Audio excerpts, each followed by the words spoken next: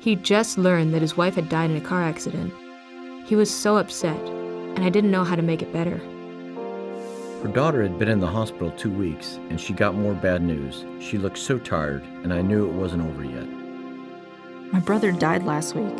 He was my best friend. He was too young, and I'm so angry. I've been married for 8 years, and all of a sudden I'm getting divorced. I don't know how to talk to my kids about it, and I don't want to start over. I feel lost. These are moments of grief and loss. They are powerful, personal experiences and are often felt immediately and sometimes even long after a difficult, life-altering event. Loss is often simple to identify. For instance, the death of a loved one is a loss and can be one of the most profound experiences people endure. Other losses are harder to define, such as loss of health during an extended illness or financial hardship after a change in income. These losses might not be felt in one specific moment, but they can have intense effects on people's thoughts, feelings, activities, and relationships.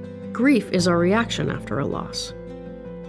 Sometimes grief is overwhelming and comes in waves, like sadness or anger following the death of a loved one. Other times, grief is experienced over time, like feeling depressed or losing pleasure in daily activities following a massive life change.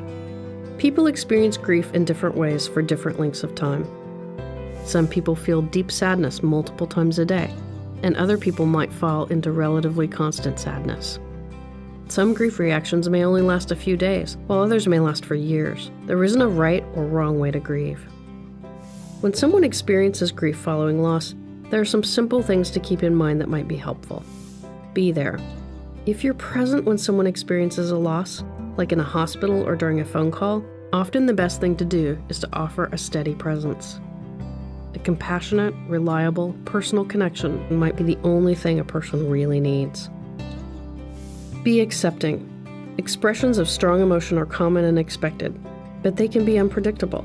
Some people may cry or seem really angry, while others seem numb or may even respond in ways that are hard to understand, like laughing. It's not helpful to try to change people's reactions. Instead, try to share those moments exactly as they are. Let it be. You don't need to try to fix anything. If someone is grieving a loss, it's common to try to help the person feel better by offering specific advice. These losses, however, generally don't have quick or easy solutions. A grieving person might feel hurt, invalidated, misunderstood, or even guilt if they think that their emotions are wrong. Keep it simple. Spending time, listening, and just checking in with a person can be a great comfort. Share a meal, take a walk, or call or text someone with a simple hello. Grief can last. Sometimes people feel supported immediately following a loss, but forgotten later on. Checking back in weeks or months after a loss can be very meaningful. While grief and loss are painful experiences, they are not mental health disorders. They can, however, leave someone vulnerable to developing a mental health condition.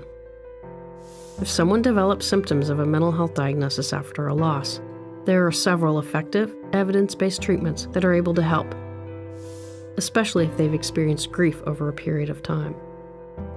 Loss is a part of life, and some losses will be important enough to cause grief.